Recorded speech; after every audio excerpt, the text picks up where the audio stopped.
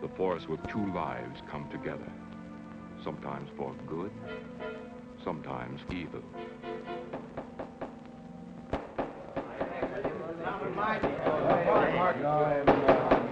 I say, Williams, a lot of line on there. I'm definitely against it, Williams. Seems to forget we have our stockholders to answer to. Phone Mrs. Williams, Della. Tell her to be ready in about an hour, and I'll pick her up. Yes, sir. You phone San Rafael and see if those papers are on the way over from the executive. Yes, Will.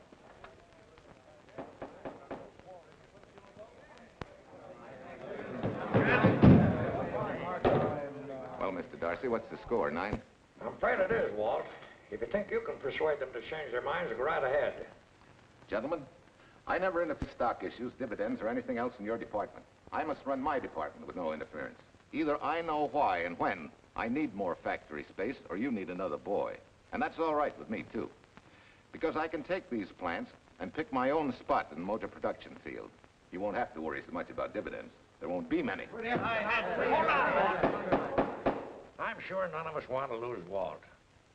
Or our dividends. What do you say we take another vote? Now, all in favor of buying the 3 new factories signify by saying aye. Aye. Aye. Aye. Aye. Aye. An unanimous vote. Congratulations, Walt. Congratulate the board. They're the winners. Williams, if these factories are so valuable that other companies would jump at the chance to get them, how do you know that you can buy them at the price you quoted us? How do I know? I bought them this morning. Good morning. Della, I was asked to rush this up for Mr. Williams. Get my wife, Della? Your maid said she'd gone to the dentist. I gave her the message. Oh, fine. Oh, this just came. Thank you. What about those papers? They're here. Burke's checking them now. Good.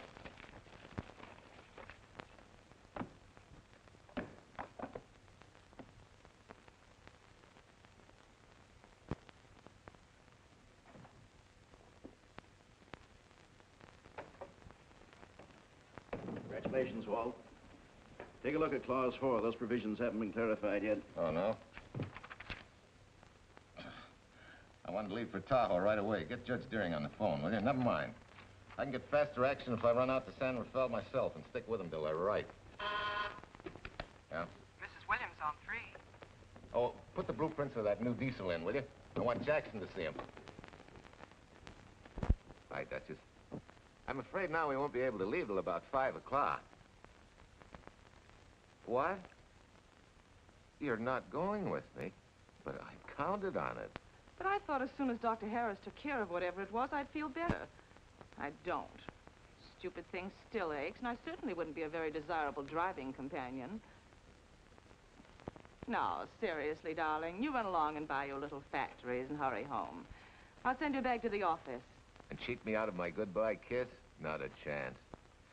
I've got to drive over to San Rafael. I'll stop on the way. Love me? Bye, dear.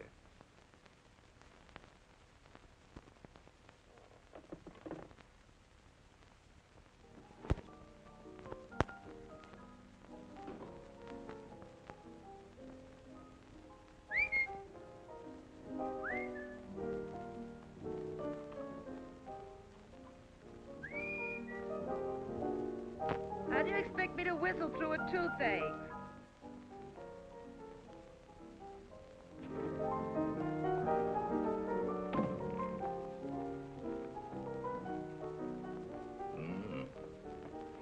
Nothing in the whole world smells as sweet as you do, Duchess. Certainly don't feel sweet. I was grouchy as an old bear. Well, old Doc Williams can give you something to fix that. Close your eyes. Relax a minute. Take a look at that, see if you don't feel better. Oh, Walt. Oh, darling, it's beautiful.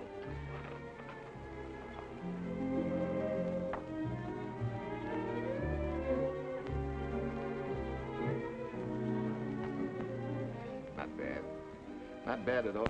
You know, to quote my wife, I like monograms on things. It shows they belong to me, unquote. When did your wife say such a thing, Mr. Williams? About 6 years ago, when I married her. She gave me the first monogrammed shirts I ever owned. Those were the words on the card. I still have it. I certainly hope your board of directors never discovers what a softy you are. They won't, don't worry. I have only one vulnerable spot. What really happened this morning? All I got out of Della was that you stalked out of the office with blood in your eye, back in no time with canary feathers in your mouth. Oh, I clipped those birds' wings, but short. No one's gonna vote me down, sweet.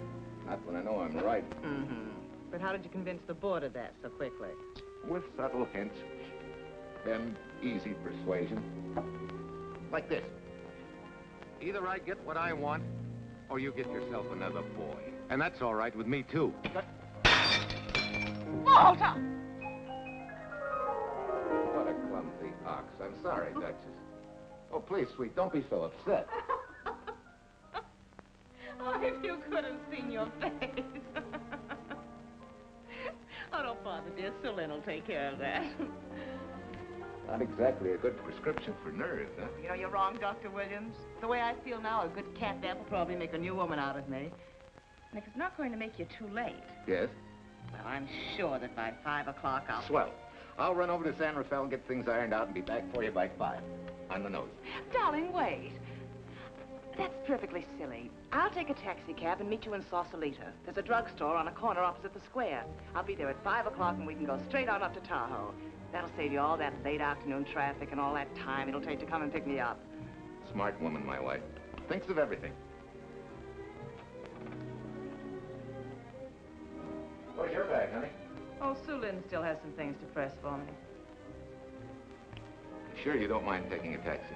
Very sure. Sweet dreams, Duchess. See you at 5. I better get going. Bye, honey.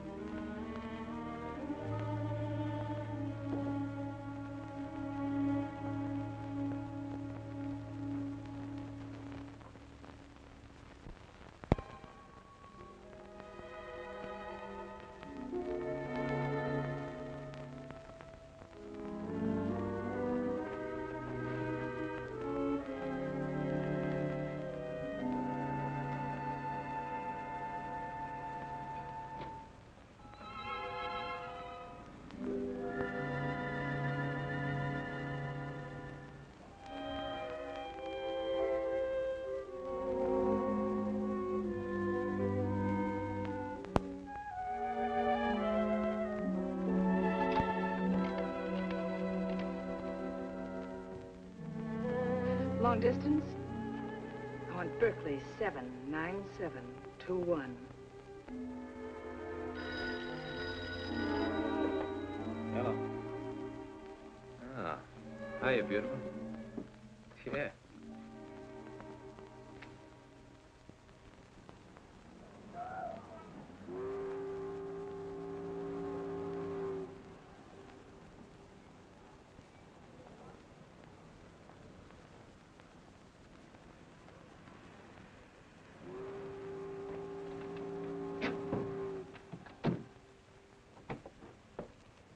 Here. Don't forget, turn this stuff over to a bellboy at the airport hotel in Oakland. Tell him to hold it for Jack Burns. Jack Burns, the airport hotel. That's right, I'll be checking in later. What do I owe you? $1.15 a here. All this stuff back to Oakland. Yeah, here. Buy yourself a new piece. Thanks.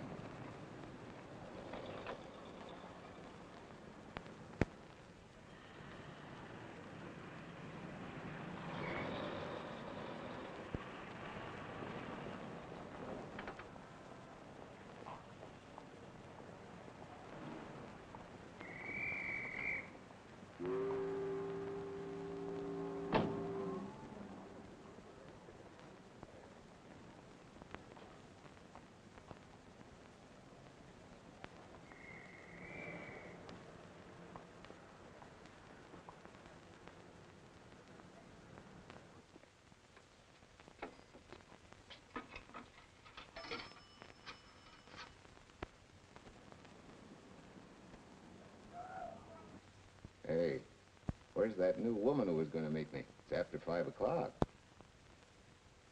Oh. Gee, I was so sure you were going to be okay. Maybe you better get yourself another dentist, huh? Of course I understand, honey, of course. Just to prove it to you, I'm coming right on home. No, You really mustn't, darling. I'm going to be perfectly all right, really. And besides... Besides what? Well, I've done something you're not going to like. You remember Aunt Margaret back in Illinois? You mean the old gal in Evanston? I'm way ahead of you. How much? Well, it isn't money this time. It's another relative. Her favorite nephew, Jim Torrance. All of a sudden, right out of the blue, just after you left, he telephoned me from Berkeley. Okay, Judge, I'll see him when I get back. Well, you don't understand, dear. You're going to see him right away. What? Well, all he seemed to want was to be able to get back to Illinois, so I... So you buy him a ticket. That's easy. Well, it isn't. I offered to, but he got huffy and said he didn't want any handouts, and... Well, without thinking, I told him we'd pick him up and give him a lift as far as Denver. I won't say I'm good for you, but where do I find this guy? Well, he should be there right now. I told him to be on the lookout for a cream-colored roadster, just in case we failed to recognize one another after all these years. Oh, darling, you're such a lamb. You sure you forgive me? What do you think? Well, I better run along, or Cousin Jim might get nervous. Take it easy, sweet, and miss me, will you? I do already. Don't drive fast. And please take care of yourself. Softy. Bye.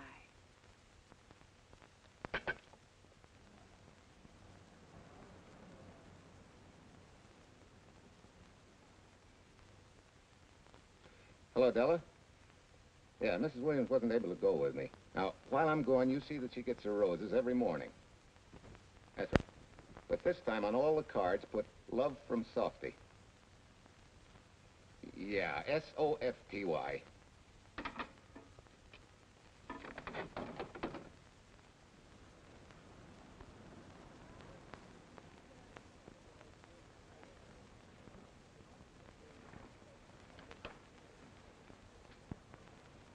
Hello. You must be Jim Torrance. Yeah, that's me. I'm Walt Williams. Hiya, Jim. Hi. Where's Irene? Oh, she's a little under the weather at the last minute.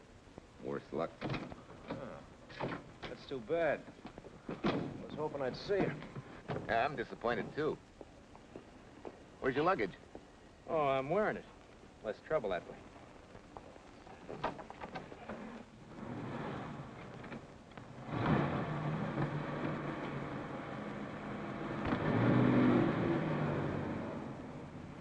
Irene tells me you're heading for Illinois.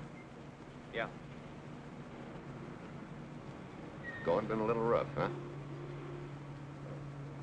Haven't exactly been worried about my income tax. What's your line, Jim? Oh, guess I'm a better salesman than anything else. You know, I can give you a couple letters when you get back to Chicago. It might help you. It's fine. Little in with the top brass never hurts. What outfit were you with? Patton's Third Army. How was it? Rough. Except for the time in Italy. I kind of liked it there. Patton's outfit never got to Italy. Of course. But most civilians never know or care, and I figured you didn't either. Well, I fooled you that time.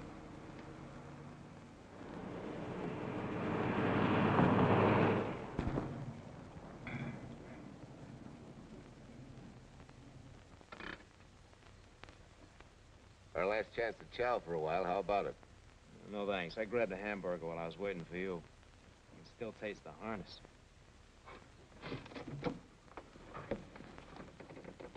Sure you won't change your mind? No, I'm gonna grab a little shut-eye.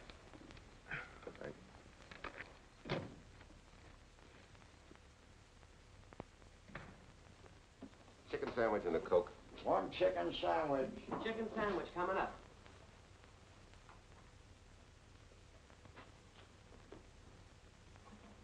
Give me change for $1, will you? Yes, sir.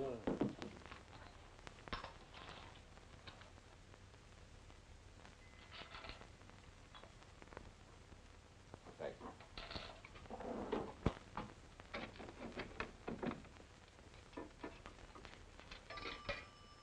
San Francisco.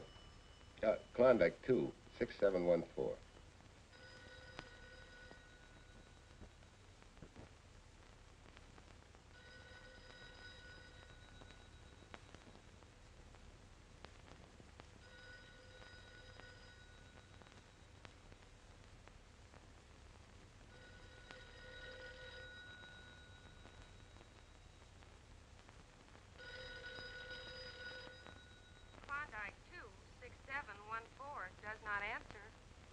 Oh. We'll try Sutter 1, 2599, please. Bayview Apartments. Oh, yes, Mr. Williams. No, your maid isn't there tonight, sir. Well, she said Mrs. Williams was taking something to make her sleep and wasn't to be disturbed. But perhaps... No, don't disturb her. Just leave a message that I won't forget about a certain problem. Mm-hmm. I think I have it, sir. You want her to forget all about a certain problem. Softy, is that S-O-F-T-Y, sir? Softy is going to take care of it thoroughly. Is that all? Yes, that's all. She'll understand. Be sure she gets it the first thing in the morning. Right.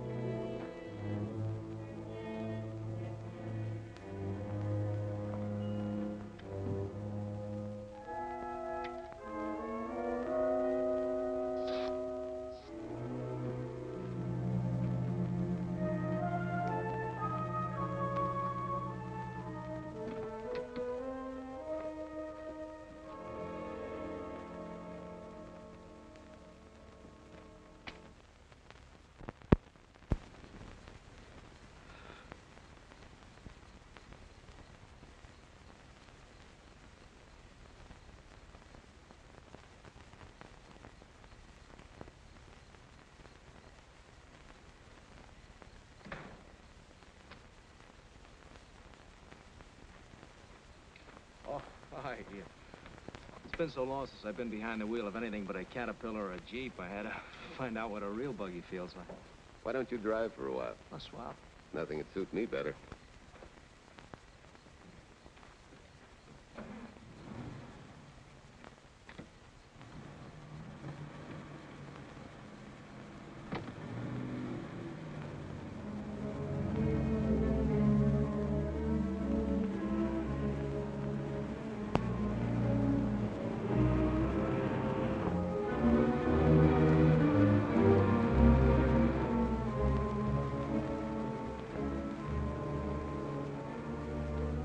Tell me, Irene still got that little scar on her cheek?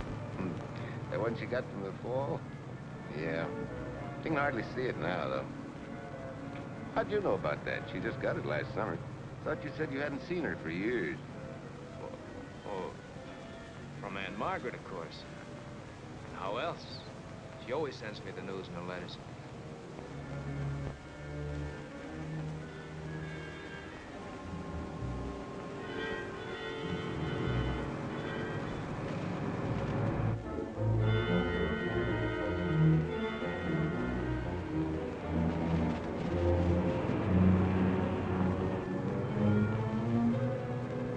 Your Aunt Margaret will be pretty happy to see you. Irene says you're the favorite nephew. Afraid my lovely cousin was just giving me a build-up for your benefit. You don't know Irene. Maybe not.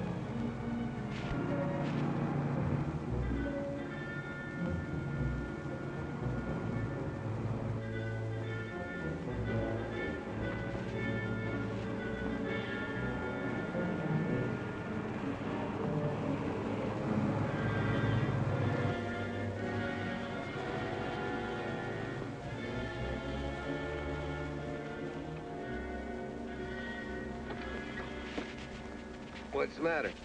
I think we got a flat.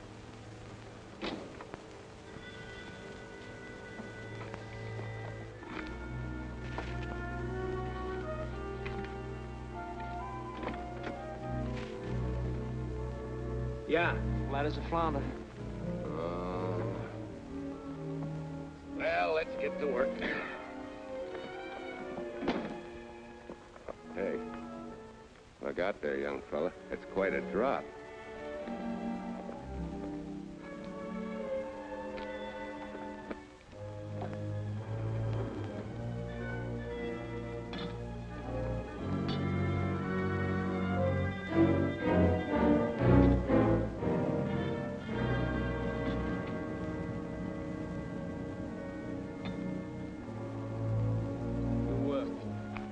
flashlight? I think I have. Get the jack. I'll take a look.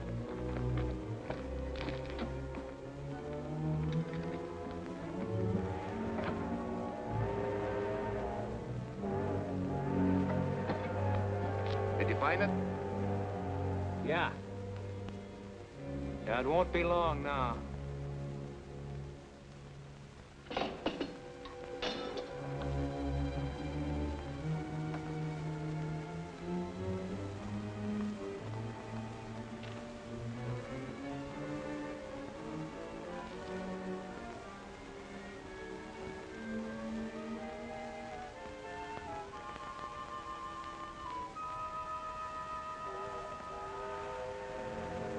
Come on, let's get going. Wait a minute.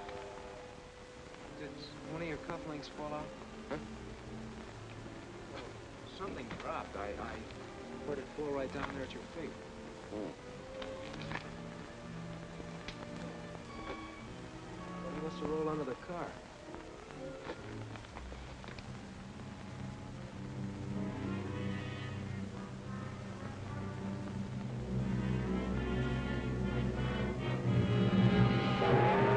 Irene and me, sucker!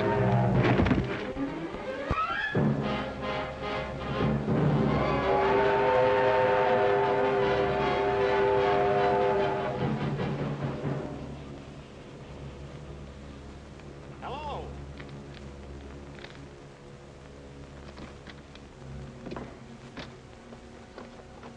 Need a hand? No. I'm all set now. Okay. Good night.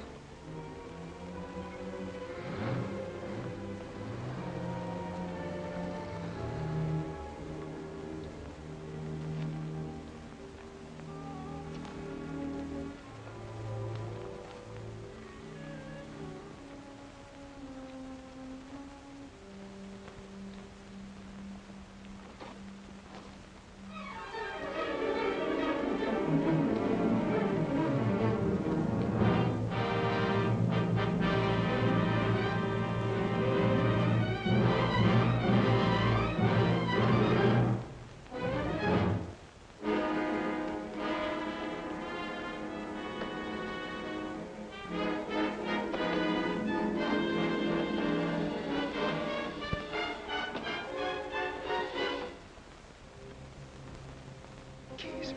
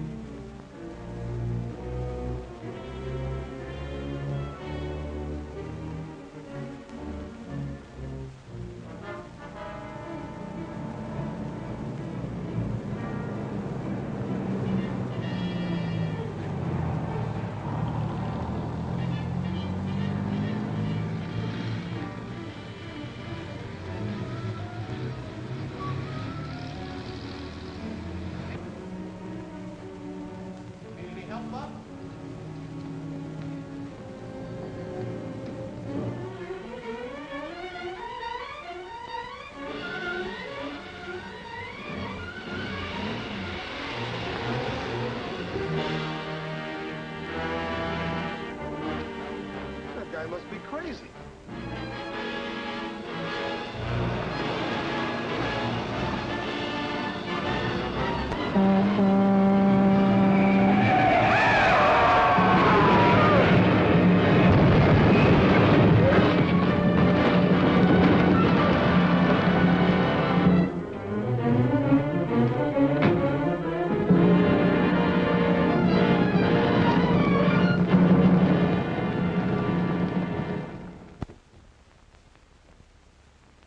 Now, in case my husband should be late and have to rush for his plane, this will be taken care of. Thank you.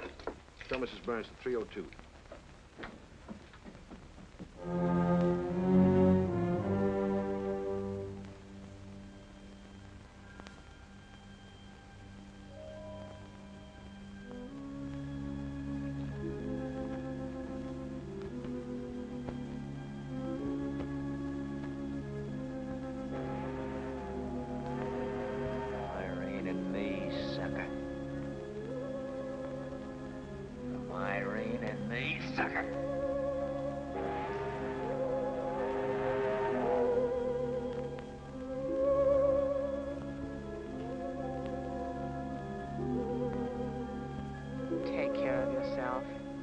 Softy.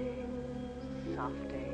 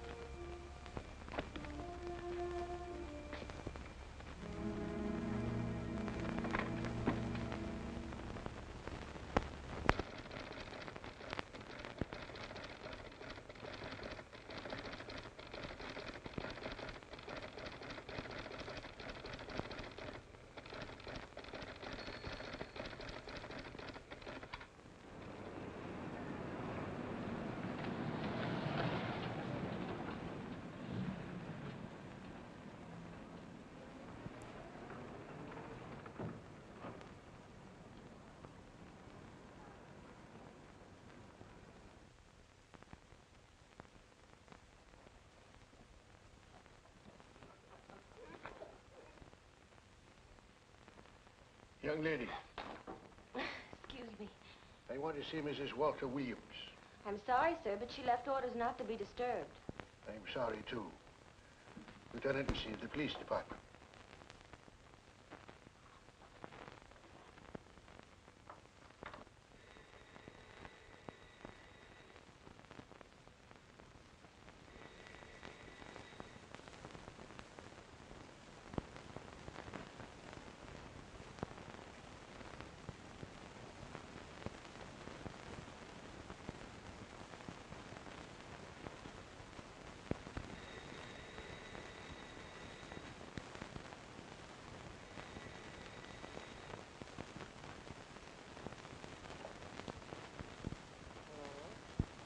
I left orders not to be disturbed. See. Ask him to come up.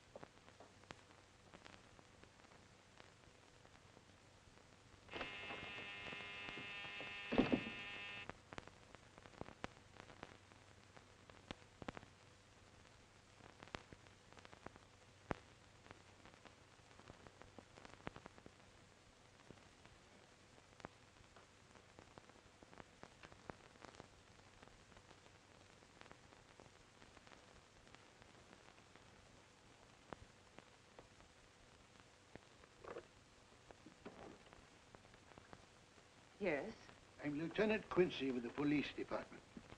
I'm sorry to disturb you at this hour, but... may I come in? Of course.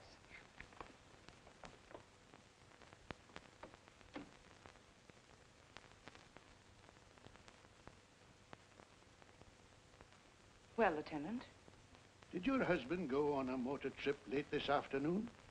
Why, yes, he went to Denver on business. Why? Was he driving a packet roadster? Yes? Is anything wrong?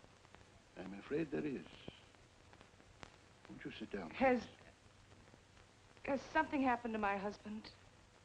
Yes, Mrs. Williams. He's dead, isn't he? Yes. Oh, Walt, I knew something like this would happen. I begged him time and again not to pick up hitchhikers. But it wasn't a hitchhiker, Mrs. Williams. It was just an accident. He ran into a truck, a gasoline truck. You mean there was fire? He must have been driving pretty fast. I don't think he felt anything after the crash.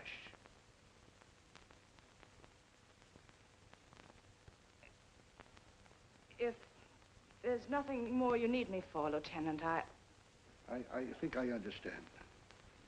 And may I say you've taken this with a great deal of courage. Good night, Mrs. Williams.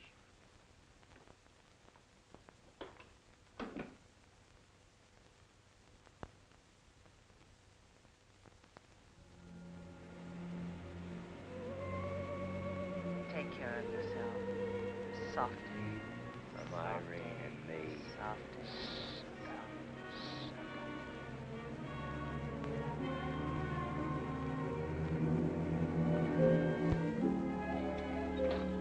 Ready?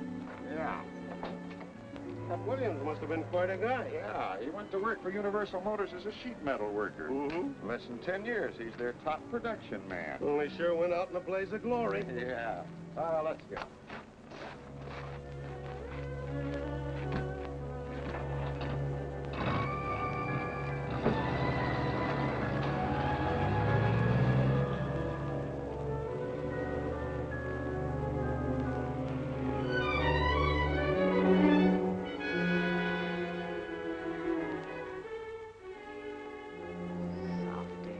From Irene and me. Sucker. Sucker. Sucker.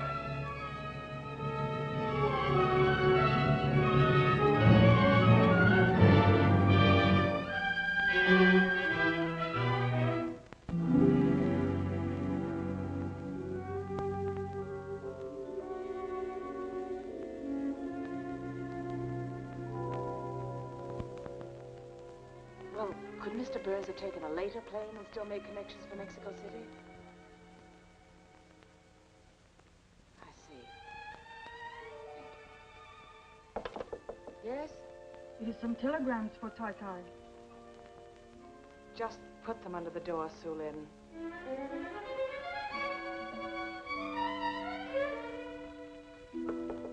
Please, Tai Tai, a policeman Quincy most anxious to see you. Ask him to wait, Su Lin.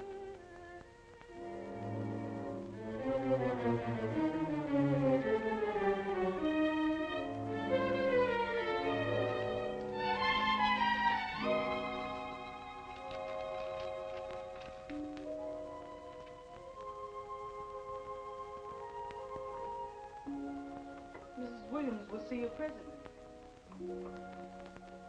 Well, wait, please.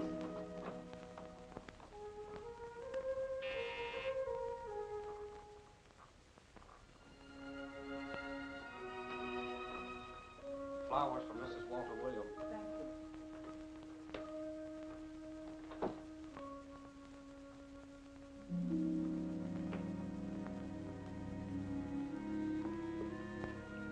Roses like Mr. Williams always sending when he's away.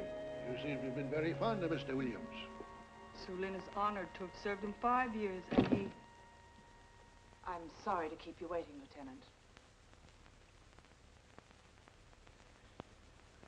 I wouldn't be disturbing you again if it wasn't necessary. And I wouldn't be keeping you but a moment. You're being very considerate. Won't you sit down?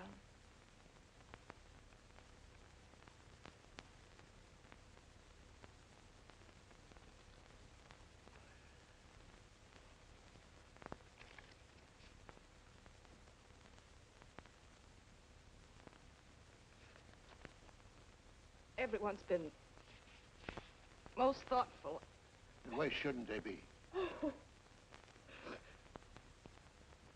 Forgive me. I'm all right now.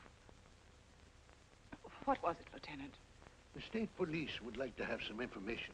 They found some wavy skid marks for quite a distance on the road, as if the car had been out of control when it crashed. Tell me, was Mr. Williams a reckless driver? Why, no, he was a fast driver, but certainly not reckless. Well, was he a heavy drinker? Quite the contrary. But what about his health? Could he have had a heart attack and lost consciousness before the accident? Why, no, he was in perfect health, but he'd been working much too hard lately and was overtired. Perhaps he fell asleep at the wheel last night. Oh, poor darling. If only I'd been able to go with him last night, he might still be alive. Well, maybe so and maybe not. You mustn't blame yourself, Mrs. Williams. Fate plays an important part in these matters. Your handkerchief.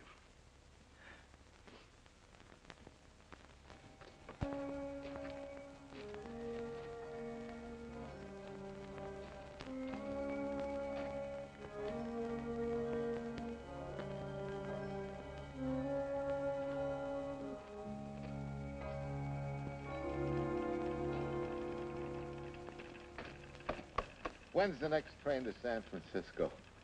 10 a.m. tomorrow. You sure there isn't one sooner? No, I'm sorry.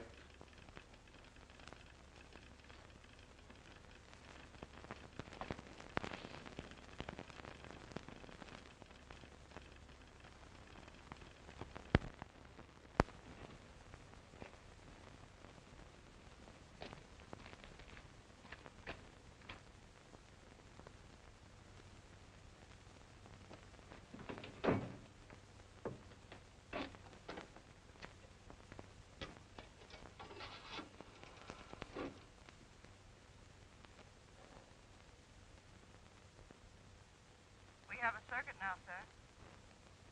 Evanston. Calling Mrs. Margaret Hubbard's residence in Evanston. One moment, please.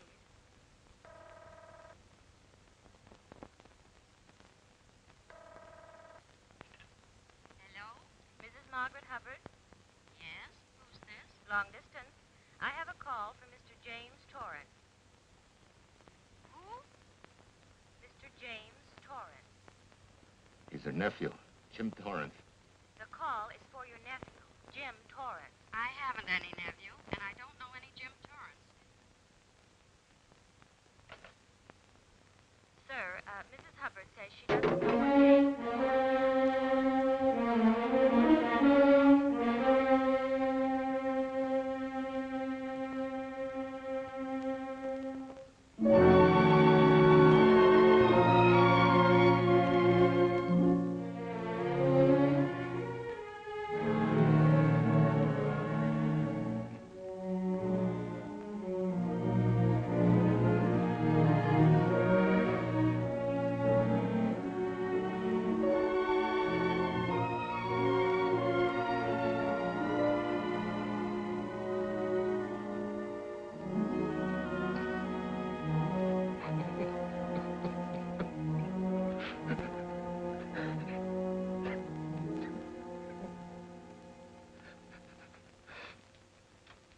What's the matter, son? Looks like you need a doctor. Doctor? I can't leave the station, but old Doc Bender's just across the road there. Yeah. Doctor? Think you can make it? Yeah. I'll make it.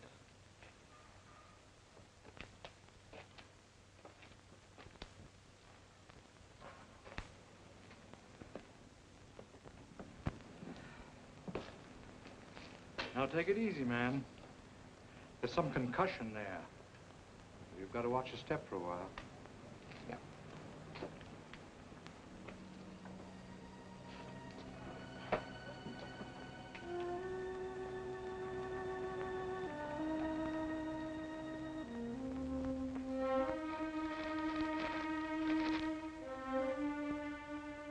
Walter Williams' beautiful widow, who by her own request sat alone in the family alcove during the service.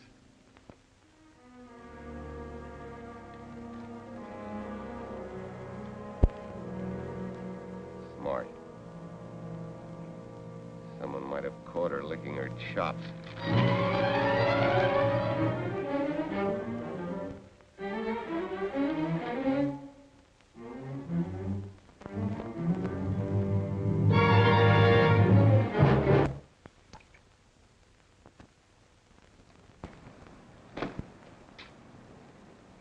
Hey, what's that? Walter Williams. Hey, ain't that the guy that... For the love of Mike, what's that briefcase doing here? He's dead. They did him a dirty trick if he ain't. Hey, now, wait a minute. Don't touch it. We better turn it over to the police.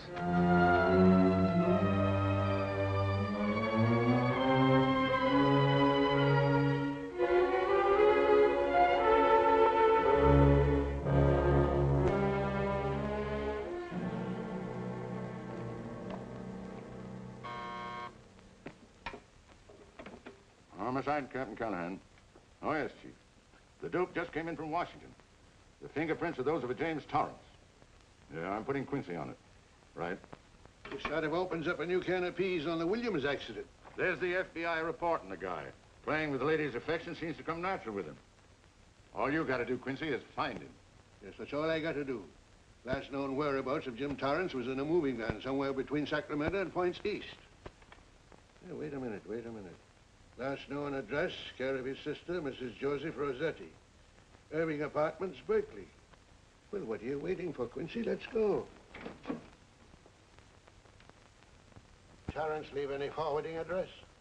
No, he said he was going to send it to me. Sorry to trouble you. Oh, Lieutenant, if you should happen to hear from him, will you let me know? There's an unpaid telephone bill and a bundle of laundry. Laundry? Let's have a look.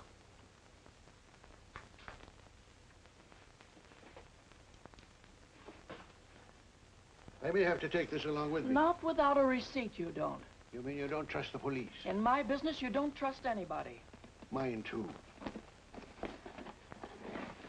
Holy St. Valentine's Day. Look, he had the same thing on his shirts, too.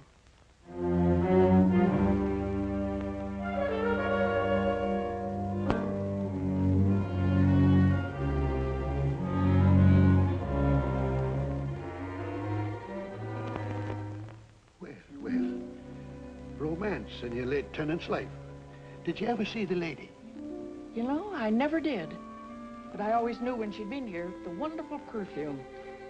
I'll lay you 10 to 1 she's a rich widow. Could be. Wait, I'll get you his telephone bill. Pretty fancy stuff for a hitchhiker. Yeah, but he's a pretty fancy hitchhiker. According to the shirt maker, a certain lady in the town had these made special. And they're just like her husband's. Only his initials were WW. Sort of smells, don't it, Cal? Now take a look at this little item. It was also found in the laundry.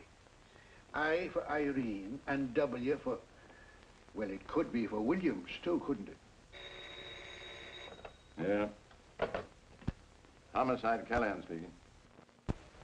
Hello? Oh, hello, Fitz. Hello. What news? Oh? Any luck? Both days, huh? Swell. Have it typed up and sign it. This report of Fritz will be a nice little topper for this pile. His checkup shows calls from Torrance's phone to Williams's private number, and a flock of them going the other way, including one on the 7th and several on the 8th. The 8th, since you've forgotten, is the date of Walt Williams' accidental death. Well, that ought to be enough to get an indictment out of the grand jury. Go pick her up. I'd like to play a long shot first. It might give us 2 for 1. Well, take him one at a time. A bird in the hand is not going to lead us to its mate. I'd like to give the lady a little more rope. Well, Thanks. I thought you'd agree.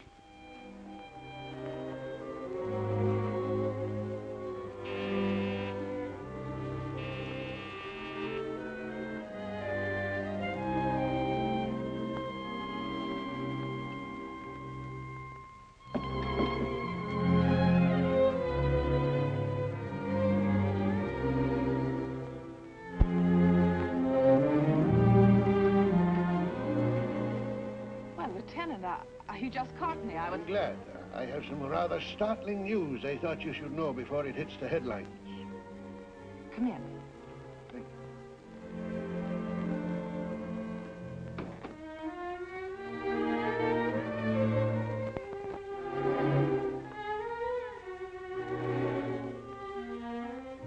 Sit down, won't you, Lieutenant? Thank you.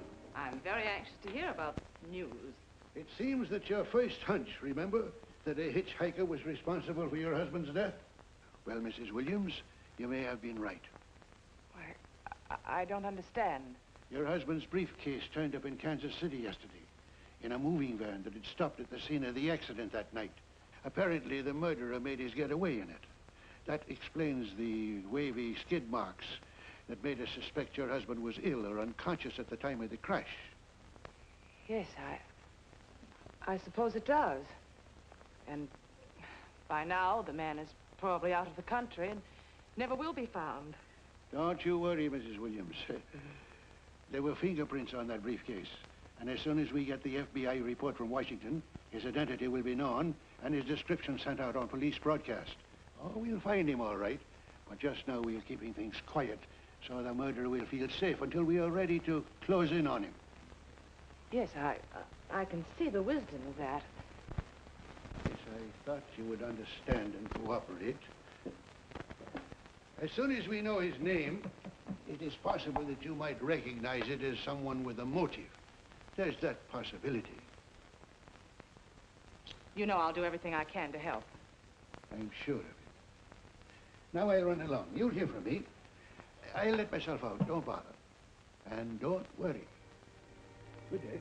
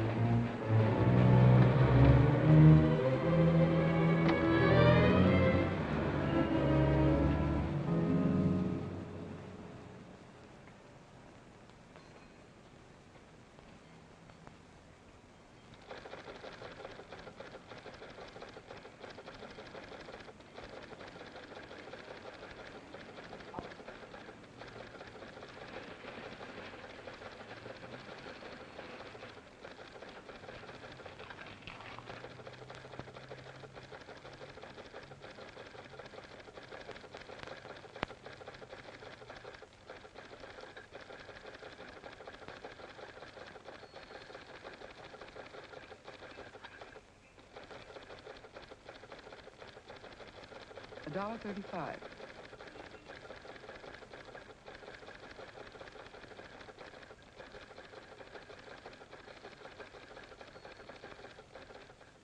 See, everything after the letter J in the first name has been obliterated by heavy writing over it. The only impress letters legible are those between words or before them, like RNS at the end of this name here, and the Hotel Santa here before the word Evanston. Well, Tom, don't you think it's about time you retired? Why, there isn't even evidence there of Mrs. Williams' intent to communicate with Torrance. And who do you think she beat a path to the telegraph office to wire to? The League of Decency? I'll tell you what I think, that you should have brought her in when I first told you to. By the time you get her now, she'll have figured out a way to tip Torrance off. He'd be that much tougher to find. Not unless she's tipped him off from your office. Ernie's got her on ice waiting for you.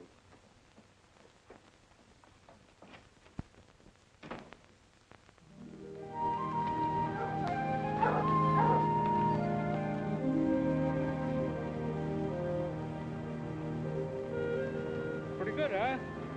Fastest growing little town in Idaho.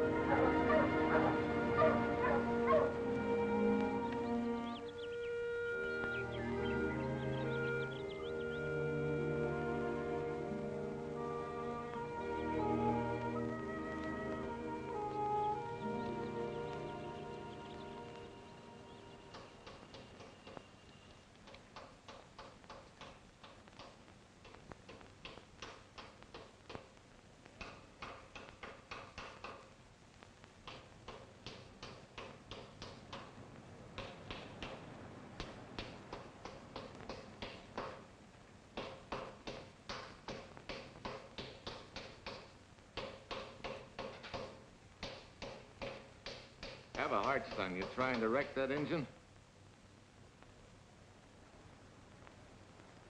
Oh. Sure. It's a hobby of mine. The way you're going at it, you can't miss.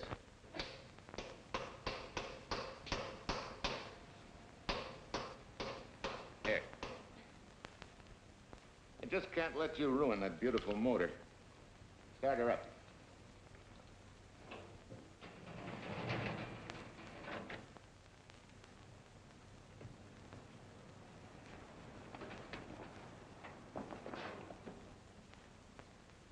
Okay, start her up.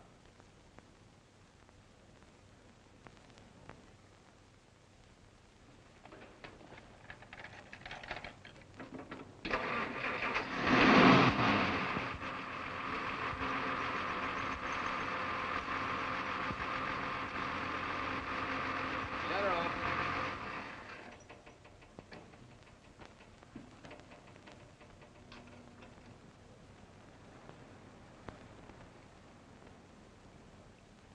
You're certainly not a mechanic by trade. Hands like that. Maybe it's a hobby of mine.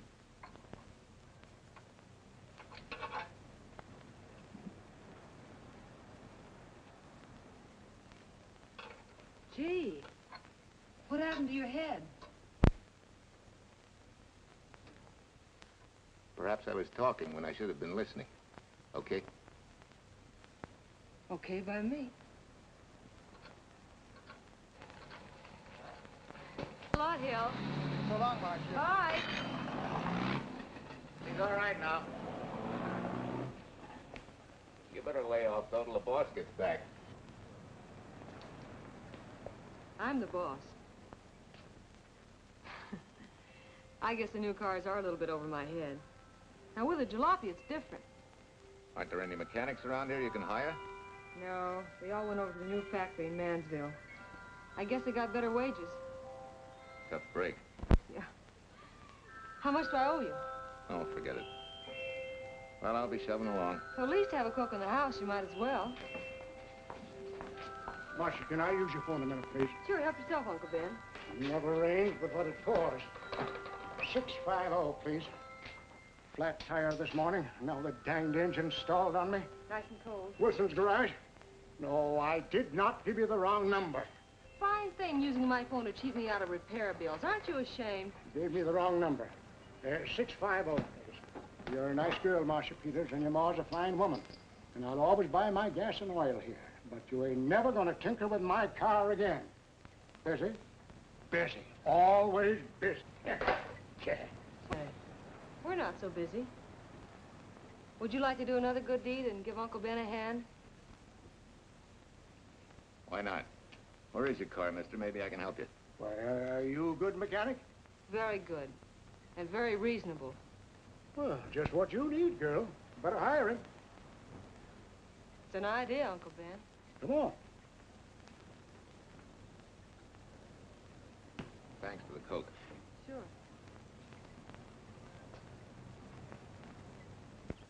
Well, I got Uncle Ben fixed up all right. Nothing but a sticky carburetor valve. Bye. I hope he paid you. What for? It only took a minute. You're certainly not money-conscious, stranger. There. This is no kind of work for a girl. Well, somebody has to do it if I want to stay in business. And I want to.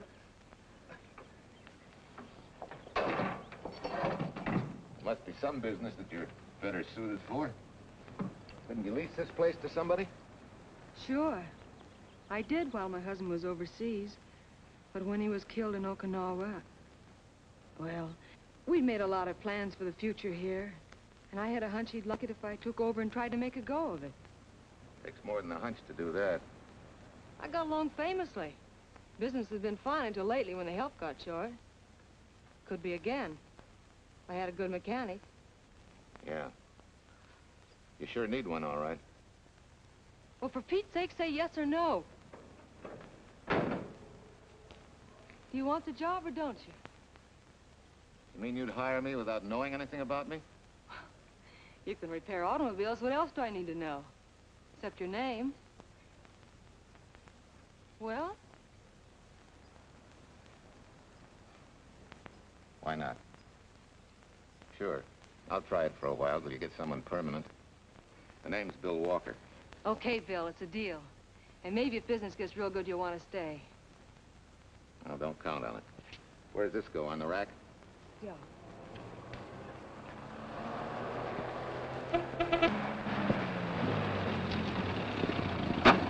Marsha! Marsha! It happened! It's a boy, 8.5 pounds. Pair of shoulders like a prize fighter. Well, congratulations, Papa. How's Jane? Ah, perfect. Everything's perfect. Gotta get down to the store and tell the gang. Almost forgot. Oh, gee, thanks, Ed.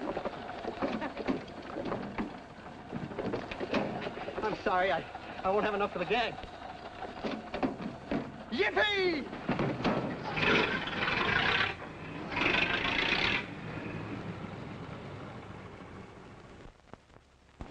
Maybe you can use this token from the slightly delirious new father. Thanks. Say, we haven't settled the matter of wages yet. Maybe I can't pay your regular salary.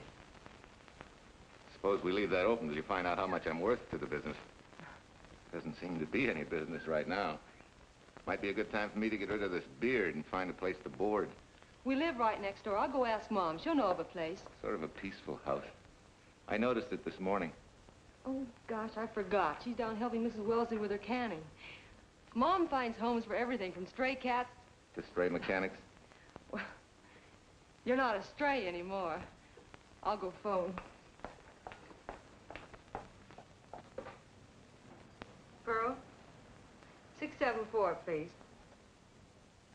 Hello, Miss Wessler. May I speak to Mother? Hi, Mom. I've got some good news for you. I hired a man for the station. Yeah. No. Nobody we know. He's from out of town. Needs to place a board. You got a good one up your sleeve?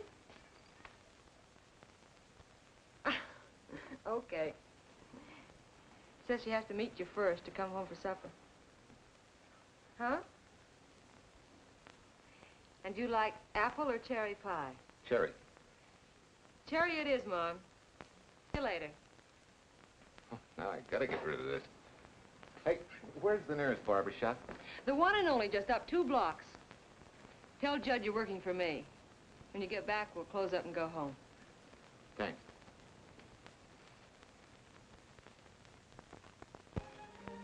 Well, that's real nice. You must have had a good bringing up, young man. Thank you for the young man. We thank thee, O Lord, for thy bounty, and ask thy blessing on this food, and on the new friend who shares it with us. I hope you're good and hungry, Mr. Walker. Who wouldn't be? And Marsha, she eats like a sparrow, with all the hard work she does, too. May I have your plate, please? Well, she can start taking it easy now. Boss, the help. Thank you. She never takes anything easy. Has to put her whole heart and soul into everything she does. Well, now that you're through with me, Mom, how about Bill? Have you thought of a place for him to stay? Well, why can't he stay right here? We have a spare bedroom going to waste. And I think you like my cooking. Like it? That's very kind of you, Mrs. King, but it seems an imposition. Imposition, nothing. That's good business. I can get back what I pay you in board and room. Well, Marsha, what a thing to say. If you'd like to stay, we'd like to have you. We have some more vegetables. Mrs. King, you have a boarder. May I have a biscuit, please? Oh, excuse me.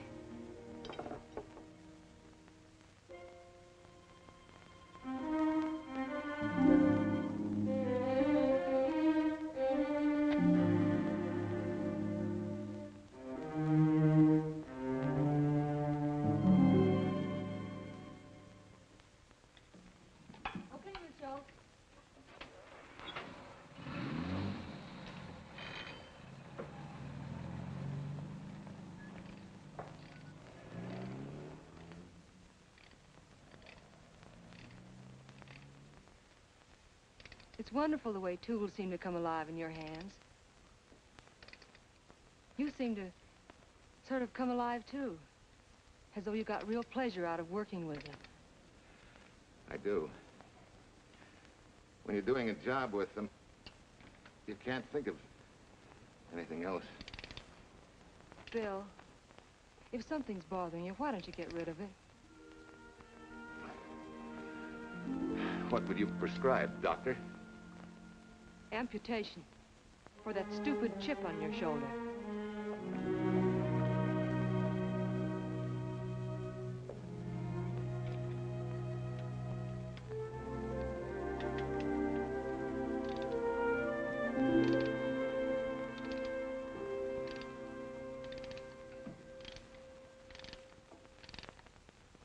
What you need is a ring job. Save yourself some money. Gee, Bill, with the baby and everything, I just can't afford it now. Oh, we'll take care of that. Hey, boss. How's Ed's credit? Good enough for a ring job? Well, sure, if I can hold Junior as collateral. Oh, not a chance, fella. Never mind her. I'll do it on my own time. Oh, thanks, Bill. Maybe we'll see you tonight, huh?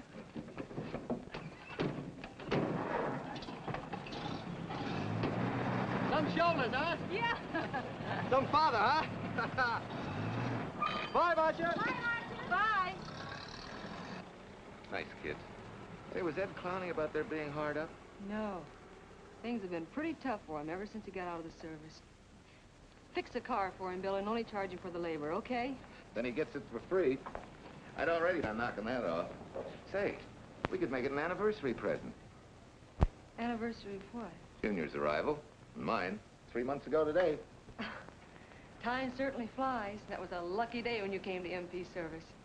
Your work's been bringing in a lot of business. I'm glad of that. Hated to have fallen down on Mom and you. Say, look, boss, why don't we three celebrate tonight and go to the movies? Ed said he and Jane were going. Well, that lets Mom out. She'll be babysitting. I'd love to go, Bill. I haven't been in ages. Here's your opportunity. Go to work.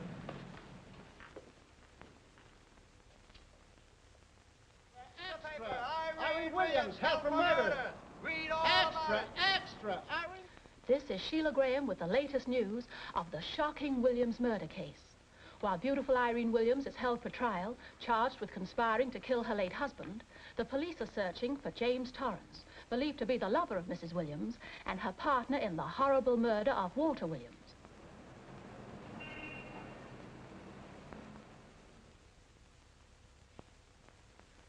If I'm handling your case, my dear Mrs. Williams, I want 1/3 of everything you get. You're out of your mind. You don't realize what I'll get as Walt's widow. Perhaps you don't realize the spot you're in. Torrance's fingerprints were found not only on your husband's briefcase, but, in a manner of speaking, on your reputation as well. There's a detective named Quincy, a very smart cookie. He isn't exactly for you. Frankly, Mr. Warner, I'm beginning to wonder if my attorney is for me. Underestimating the enemy's ammunition would scarcely be wise. Now, if we can get to trial before Torrance is found, they'll never get a conviction. But... But what? if he shows up, we may have to fry him. Oh, no. Let's not cross that bridge until we have to. But if it comes to a choice, we're not going to burn, are we?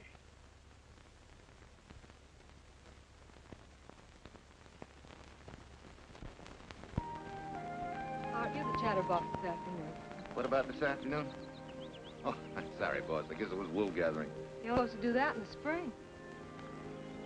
Is there anything you don't know? Yes. What's San Francisco got that we haven't? Better newspapers, for one thing. Anyway, California's supposed to be the land of opportunity. I thought that by now you liked it here. I do. Very much. It's a good town. Nice people. Swell boss. Thanks. We like you, too.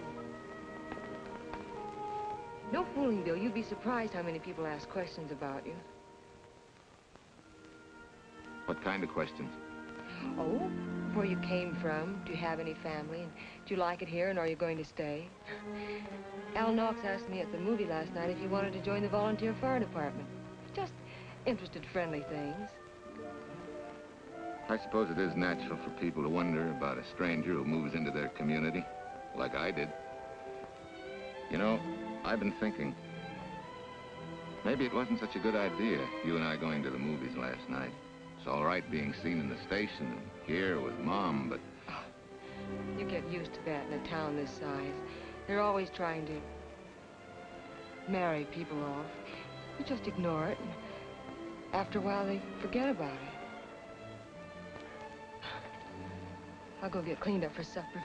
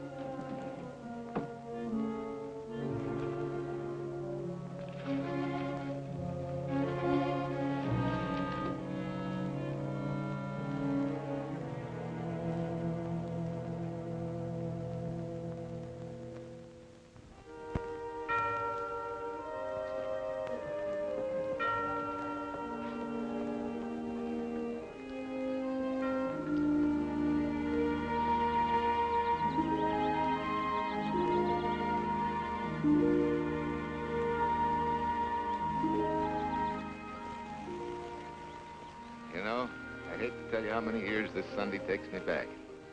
Did you always fall asleep during the sermon? I wasn't asleep, Mrs. Peters.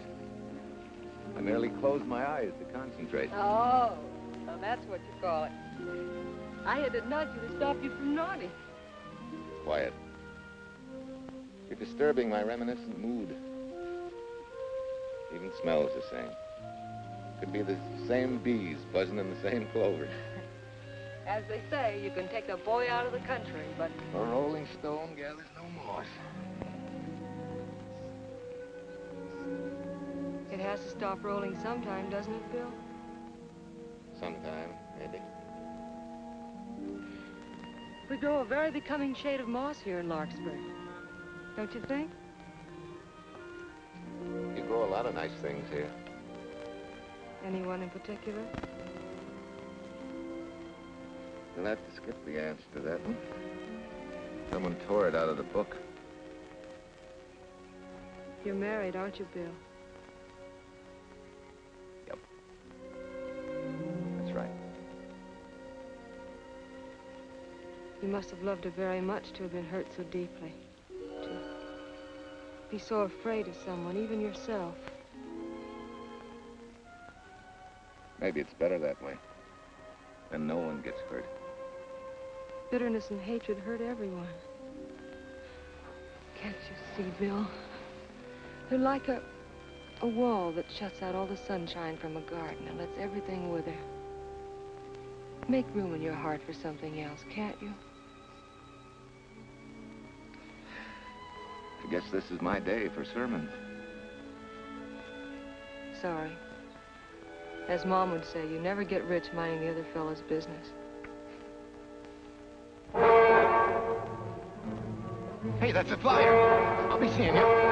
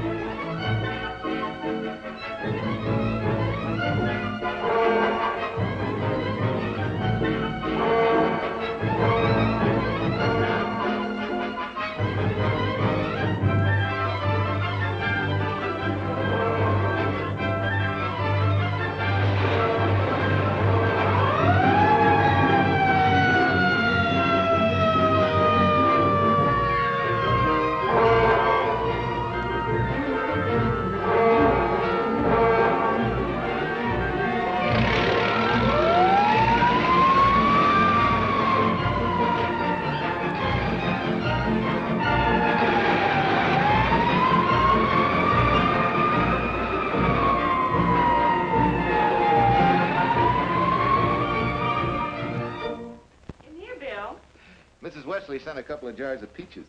Said you helped her can them. Oh, thank you. When I delivered the doc's car, he insisted that I have a bite with him. Where's the boss? Took the book back to the library for me. Huh? What a day. Hey, what's the idea? Are you darning my socks? Well, I thought a drawer full of holy ones isn't doing you much good. I found it when I put fresh papers in your bureau yesterday. You have a heap of things that need mending, haven't you, son? Does Marsha know? Do you think I'd tell her? This is your problem, Bill. Because I found out about it doesn't give me the right to tell anyone else, not even Marsha. When you trust folks, you trust them, and you give them a chance to work out things the way that seems right to them. How can one little woman be so big? Don't forget, it's a lot easier to be tolerant and understanding at 50 than it is at 25. Yeah, Mom. I'm going next door for a while. Grandma Thompson's ill.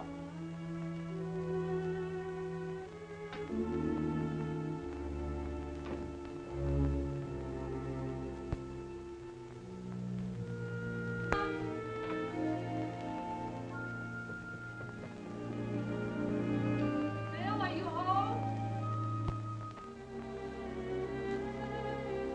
Bill, are you in there? Yeah. Mom went next door, Marsha. Hi.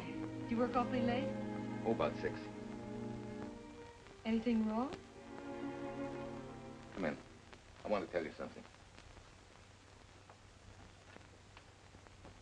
I'm checking out. Has something happened? No, just... I'm doing what I should have done a long time ago. Moving along. But why, Bill? My name isn't even Bill. There isn't any Bill Walker. I'm Walter Williams. The late Walter Williams. Walter Williams? I don't understand. You may not even after I've told you, but at least you'll know the whole story. Sit down, please.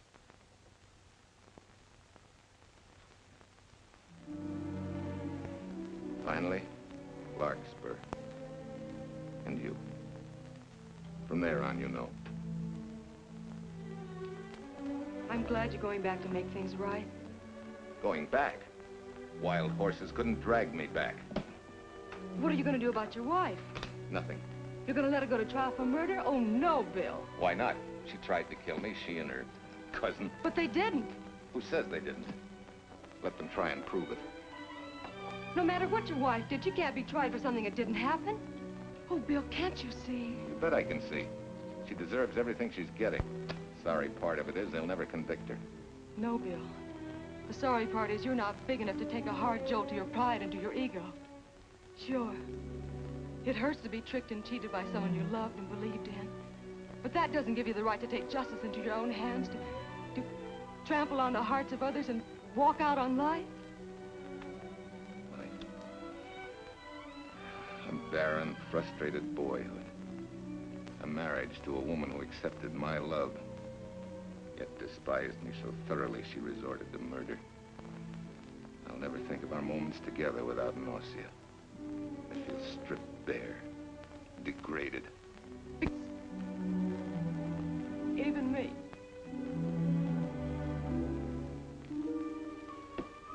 Oh, Bill, please. Don't destroy the one chance we have for happiness. We haven't got a chance. Doing the right thing never works out. I know. In this world, you turn the other cheek and you get hit with a lug wrench. Forget me, boss. Try and forgive me.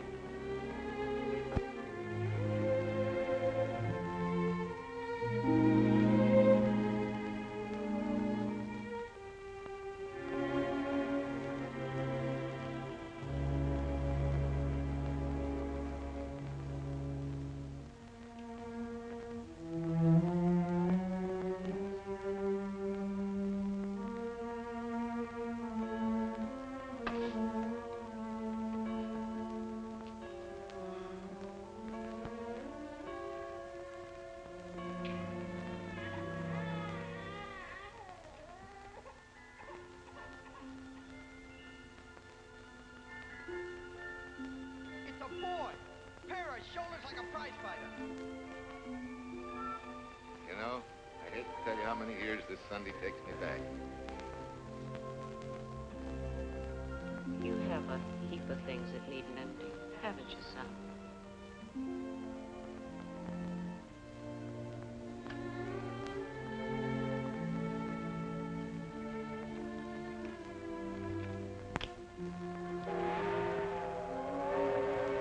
Take care of yourself. Soft.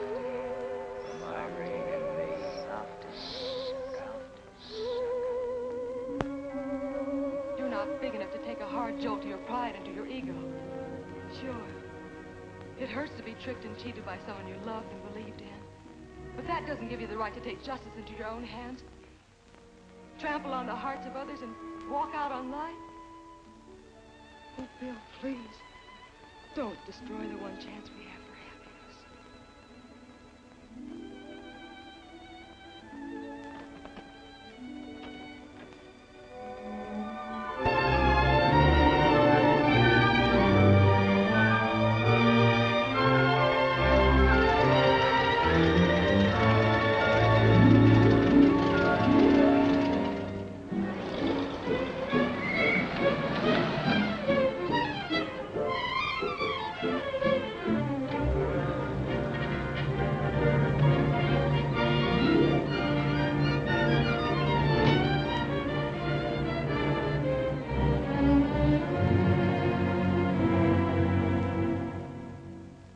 Mrs. Peters was kind enough to come along to substantiate at least the Larkspur portion of what I've told you. Very thoughtful of you, Mrs. Peters. Mr. Williams, when you read in the newspaper that the hitchhiker who attacked you had been, well, a close friend of your wife's for some time, it must have been a great shock to you. I didn't come here to discuss my emotional reactions, Lieutenant. If you need me for anything further, Captain, my office will know where to reach me. Let's go, Mark. Just a minute, Mr. Williams. We'll need your signed statement for the grand jury when we ask for your wife's release. It won't take long to be typed. Yeah? All right.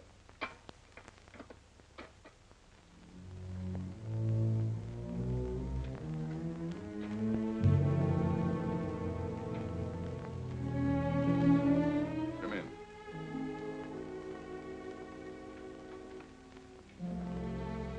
Sit down.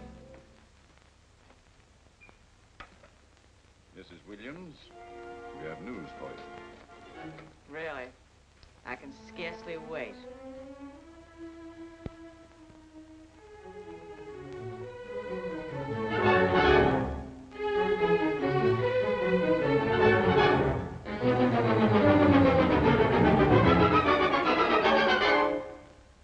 Seems it was Torrance who was in the car when it crashed. Jim?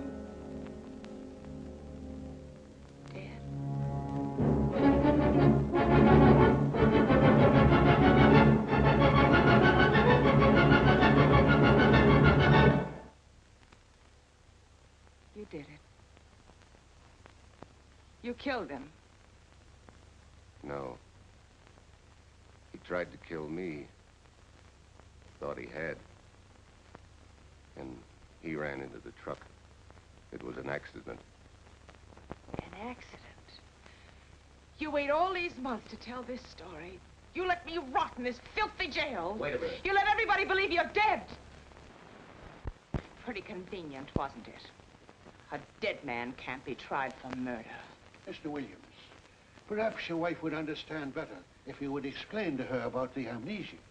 Amnesia? Oh, don't tell me you believe he had amnesia. Where's he been all this time, just wandering around in a daze? Tells us he's been in Larkspur, a little town in Idaho, working as a mechanic in a service station. Run by Mrs. Peters here.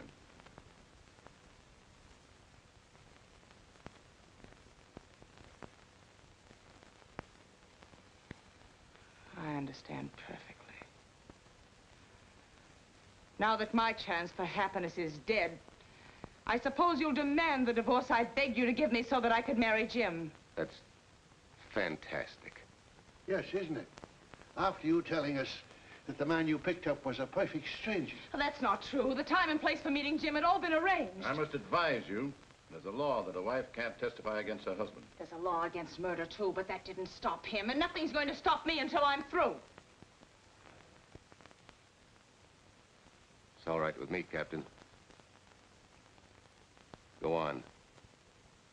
Talk your head off.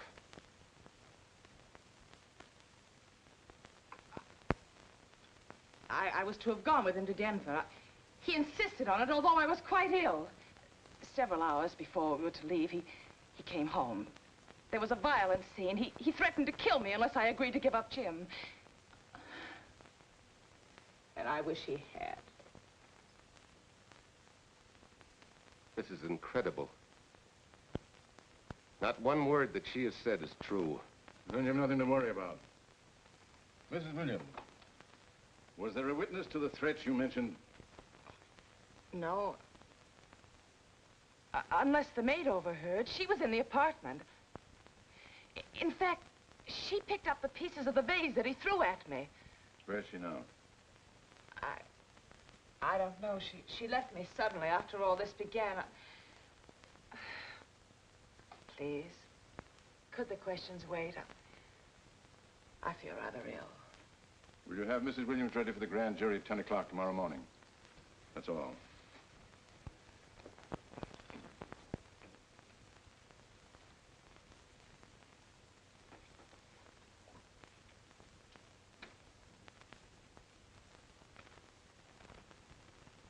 We're going to hold you too, Williams. On what charge? Suspicion of murder. But he's not guilty of any of these things. Then it should be easy for him to prove it. Take him down and book him. That fiction of Mrs. Williams must have been very convincing. No, we just couldn't buy that yarn you tried to sell us. Let's go.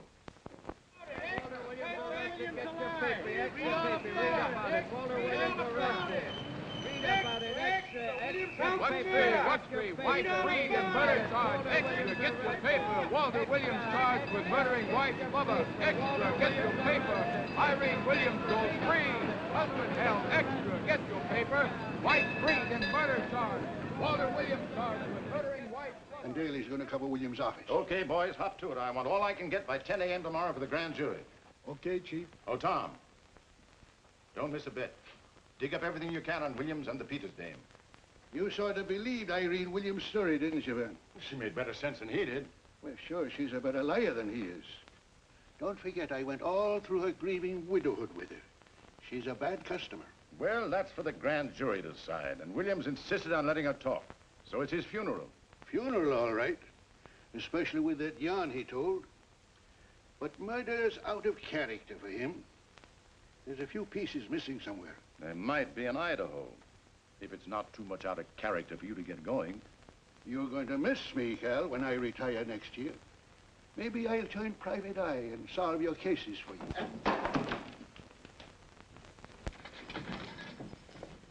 Mr. Williams? Thanks. Got a deal from the bottom here, don't you? Sorry, Williams. Okay, Williams.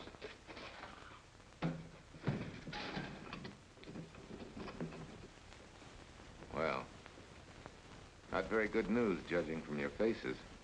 Well, Walt, the grand jury returned indictment against you. Mrs. Williams was released. I see.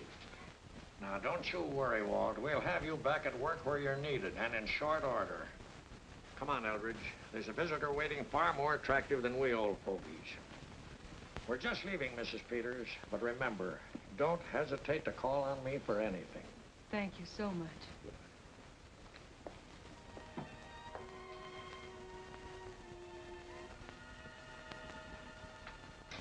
Hi, boss.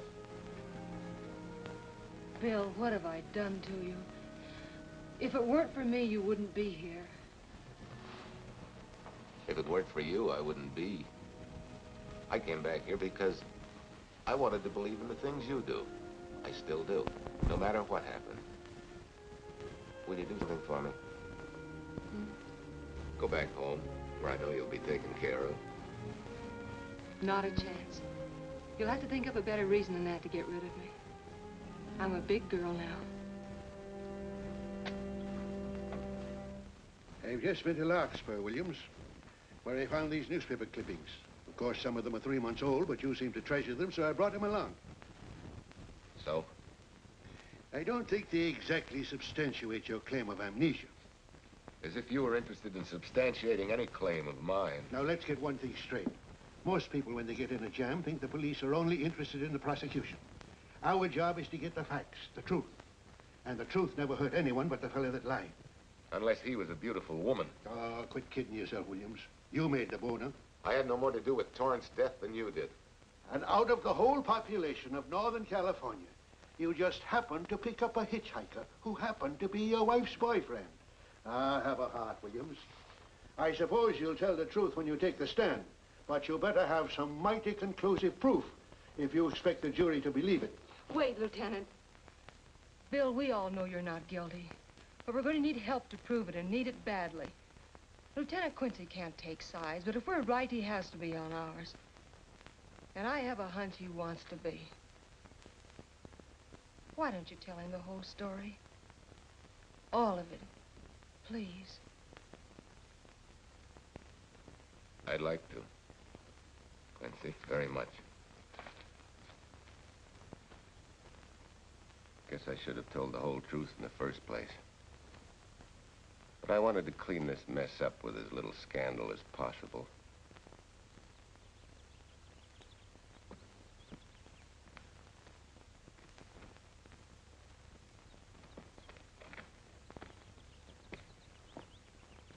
Well? No sign of the lug wrench or anything. My dear Mrs. Peters, will you please stop trying to be a detective? How many times do you think the police have combed this spot for any kind of evidence? Now, be a nice girl. Take Mr. Williams' advice. Go back to Larkspur. What time is it? It's only 4 o'clock. We still have time to go back to town and go on our hunt for Sue Lynn. Now, look here, young woman. You've had me on the run since early morning. But, Lieutenant, the maid seems to be our only hope now. We've got to keep looking till we find her, that's all. That's all? Wait. She was naturalized, wasn't she? Suffering chopsticks. Quincy, you dumb flatfoot. This Sue, what's her name, was Chinese born. If her port of entry was San Francisco, there'd still be a file on her, photo and all. Let's go. Back to town. Immigration.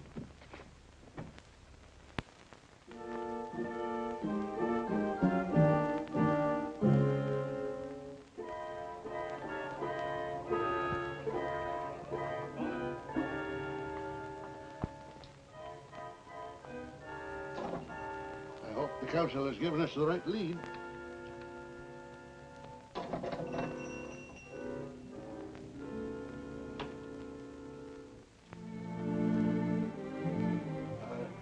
Are you Singh? Understand? You savvy English? Also French, Italian, and Hebrew. May one ask what is desired? We're looking for Su Ling Chung. The Chinese consul said you were her uncle and might tell us what she is. This daughter of my brother, has she offended the honorable police? Oh, no. They just wanted to ask her some questions about Mr. Williams, the man she used to work for. Ah Sing's heart is heavy that he cannot lead you to her. But things that are not known cannot be told. Well, if you hear anything of her, report it to headquarters.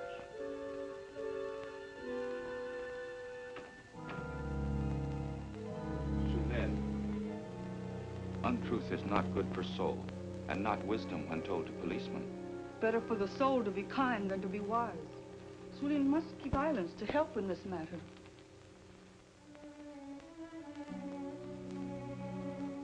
You know, you're quite a gal. In case I haven't told you lately. You're just too easily pleased, that's all. There must be a way out. Why can't we find it? Oh, buck up, boys. Tomorrow, another day. Yesterday you go to trial. Bill, I'm afraid. And the state intends to prove, on any reasonable doubt, that the defendant, Walter Williams, did, with malice aforethought, kill the deceased James Torrance, whom he knew to be his wife's lover. And that with his victim dead beside him, he drove his car into the course of an oncoming truck, jumping clear himself some seconds prior to the crash. And subsequently, he made his getaway in the back of a loaded furniture van. And for 3 months, as Bill Walker, he laughed at justice. Why did imprison his unfaithful wife for conspiracy in his own murder. But then he decided that being dead cramped his style. He thought he could eat his cake and have it too.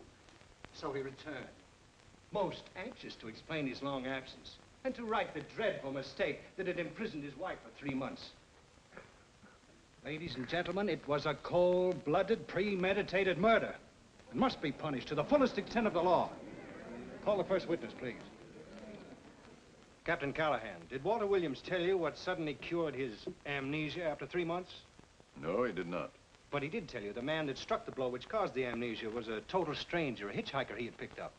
Yes? And that he knew nothing of this man's identity or relationship with his wife until he suddenly recovered from his amnesia and heard or read the details. That's what he said. That's all. Thank you, Captain. Your witness, Counselor. No questions. No. I saw no signs of amnesia, but definite concussion. He was a bit evasive in answering questions, but not vague or unsure. In your opinion, Doctor, could this head injury have been caused by a fall? Yes. If the head had struck on some object, such as a stone or a metal pipe. That's all, thank you. Your witness. Dr. Bender, are you familiar with a tool known as a lug wrench for changing automobile wheels? I'm afraid I am, sir. I've had a regular epidemic of flat tires lately. Well, then, in your opinion, could this head injury which you treated have been caused by a blow from a lug wrench? Yes. It could have been caused by that, too. Thank you, Doctor. The ones with the earliest dates, you will notice, are heavily creased, as though they'd been carried in a wallet or a coat pocket. Thank you. Lieutenant Quincy, will you kindly tell the court where you found these newspaper clippings? In the bedroom occupied by Mr. Williams and Mrs. Peters' home in Larkspur, Idaho. Is this your handwriting, Miss Revere? Yes, sir. And that's the message, at least our record carbon of it. Would you read it to the court, please? June 9th, 8:32 p.m. Message from Mrs. Walter Williams, Penthouse D. Mr. Williams called, said he wants you to forget all about a certain problem. That Softy is going to take care of it thoroughly. Was there any other conversation?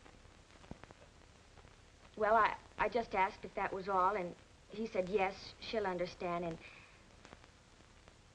and sort of laughed as if it were a joke and hung up.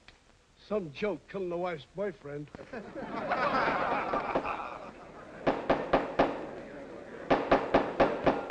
is the state versus Walter Williams. All the rounds so far have gone to the prosecution, and it was a grim-faced Williams who was returned to his cell this afternoon. What the score will be after he takes the stand is anybody's guess, but he's going to need some lucky punches to get a decision. And though Torrance struck with intent to kill, after telling you this is from Irene and me, sucker, you still telephoned Illinois to find out if there was a cousin Jim.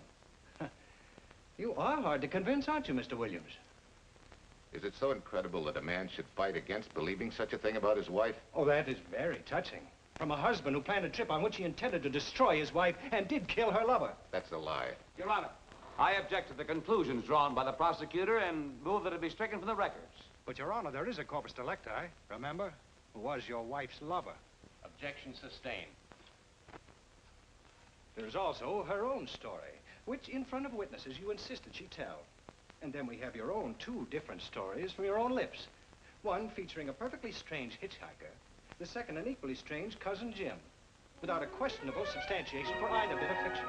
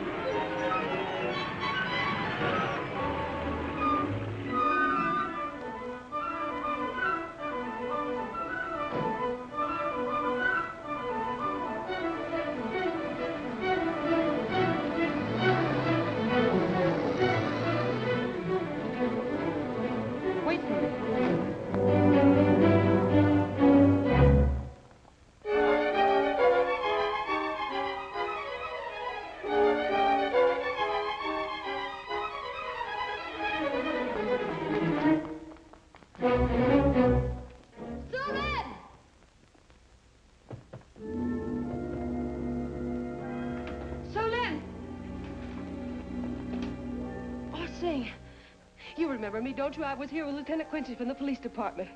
I just followed Sue Lynn up the stairs. I saw her come in here. You must be mistaken. I'm not mistaken. She's here. I must see her. Our thing, don't you understand, is to save a man from prison, even from death. I will send her to you.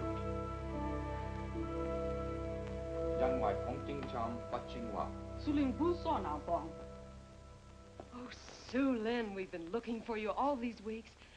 Mr. Williams needs your help so desperately. I cannot help. You must forget that you found Sue Lynn. Forget it? But you're his only witness. You're the only one that can help. Not as a witness. Only with silence can I repay his great kindness to me and my family in China. Why? For I heard other things. That most unhappy day. From Mrs. Williams' bedroom, his voice very loud and angry. A flower vase broken to pieces. He can explain all that. They do not believe what he's already told. That I heard anything would do harm. Don't you see?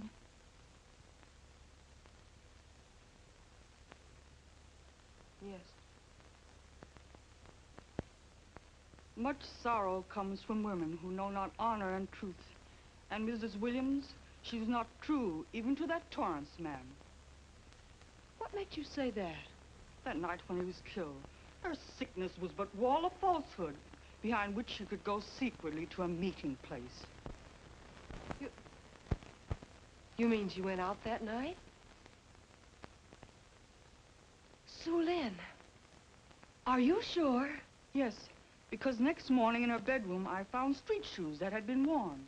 Her coat on the closet floor, with the sleeves turned inside out, as though removed hurriedly. And in one pocket, a door key to some hotel. Sue Lynn, that's it.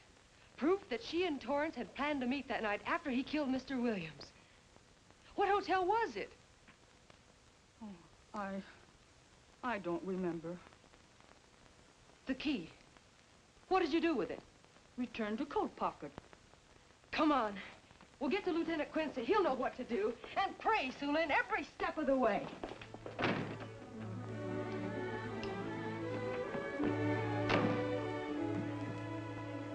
Now hold everything. Even if this long shot don't work out, we'll just keep on pitching.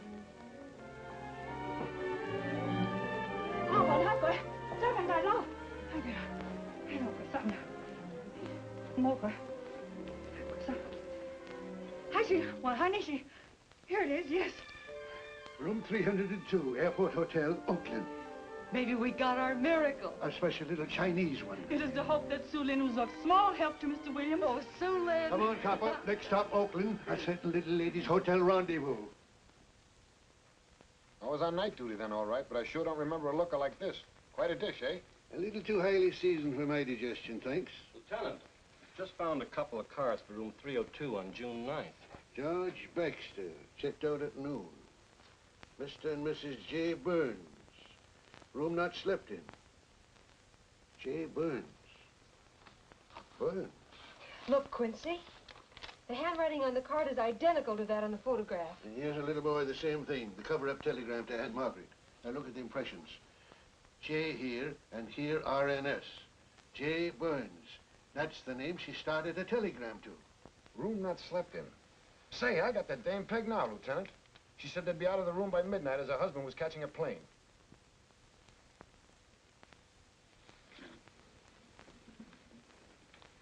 But Quincy... Reservation for Sam Andrews. Yes, sir. This ties it all up, doesn't it? Yeah, like a greased pig. What do you mean? We've got the evidence now, the proof. Of what? Sue Lynn's theory that Irene was playing the field? This evidence only proves that she came here to keep a date with a man named Burns. We can't even prove that he didn't keep the date. But you know he didn't. There wasn't any Burns. It was only a name that she and Torrance used. Fine. If you can prove that, Williams will be free. But none of this will prove it. Sorry, copper, but we are just up another blind alley. Well, ain't. Yes, sir.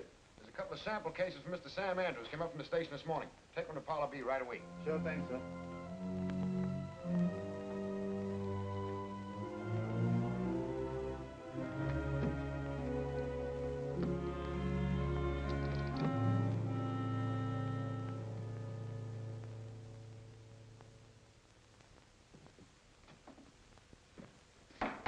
Seated.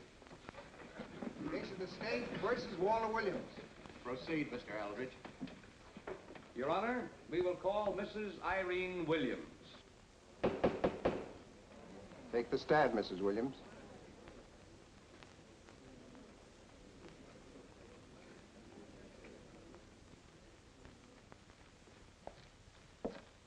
Raise your right hand. You solemnly swear that the testimony you're about to give in this cause to be the truth, the whole truth, and nothing but the truth, so help you God? I do.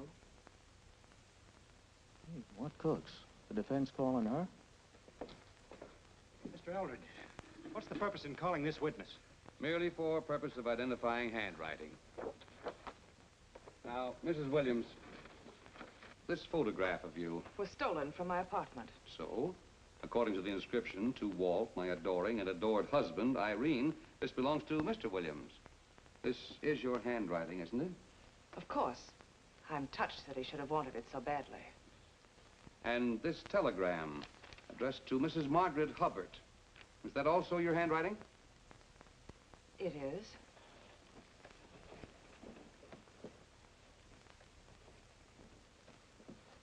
Now, Mrs. Burns, I mean Mrs. Williams, this photograph is inscribed to Jim, my adoring and adored Irene. Did you write this, too? I see no point in all this. Merely answer counsel's questions. Did you write it? I did. And these letters addressed to Mr. James Torrance, did you write them? Yes.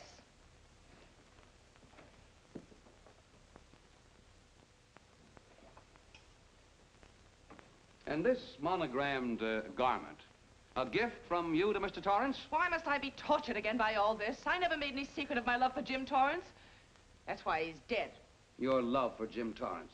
Yet on the very night he was killed, you had a rendezvous with a man named Burns, didn't you? I don't know what you're talking about. I don't know any man named Burns. I was at home that night, very ill. Oh, yes, the sleeping pills. Well, you must walk in your sleep then, for you spent at least part of that night at the Airport Hotel in Oakland, where you registered for Mr. and Mrs. J. Burns. Don't waste the court's time trying to deny it. This is the registration card that you signed at 9:20 p.m. And there's the room clerk who assigned you to room 302. And this, Mrs. Williams, is the key to room 302, which you very carelessly left in the pocket of a coat which was found in your closet yesterday. All right, I was there. Now are you satisfied? Not quite. This J. Burns, Mrs. Williams, is his first name Jack? Yes. Have you been in contact with him lately? No. How long since you've seen or heard from this Jack Burns? Well, I don't know. I don't remember. You bet she doesn't remember, because there isn't any Jack Burns, and there never was. That was an alias for Jim Torrance. And it was Torrance who was to have met you that night, after your charming little plot to kill your husband had been duly executed. It's not true. It's not true. I have bad news for you, Mrs. Williams. I can prove it's true. These pajamas, these letters, this picture, all of which you identified for the court, were found in this suitcase, which is full of the clothes and personal belongings of Mr. James Torrance. And the suitcase was found in the baggage room of the Airport Hotel, where it's been held since June 9th. And it says on this tag, in large print, hold for Jack Burns. That is all, Mrs. Williams. Just a moment, Mrs. Williams. Your Honor, in view of the evidence presented, we now ask for a dismissal of the state's case against Walter Williams. And we intend to charge Irene Williams with conspiracy to commit murder against her husband, Walter Williams. Oh, no.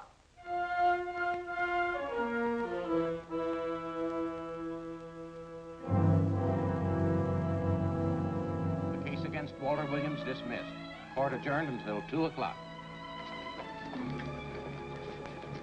Well, that's that, Walt. Congratulations, Mr. Williams. I haven't the words for it, Quincy, but we could never have made it without you. Ah, sure you could. You know, son, right always wins if you give it a little push, especially when you get a copper like this one to do the pushing. Well, I'll be seeing you. You know, it'll seem kind of strange being able to eat and sleep without someone getting in your hair all the time. Oh, fine, Walt. We're looking forward to having your hand on the wheel again. The Denver plants are waiting for you to open them. You think you can make it in the morning? How about it, Counselor? You bet you can. Oh, good. Well, I'll be running along. Well, you think you like Denver? It's okay by me, boss. Yes, impact. The force with which two lives can come together. sometimes for evil, sometimes for good.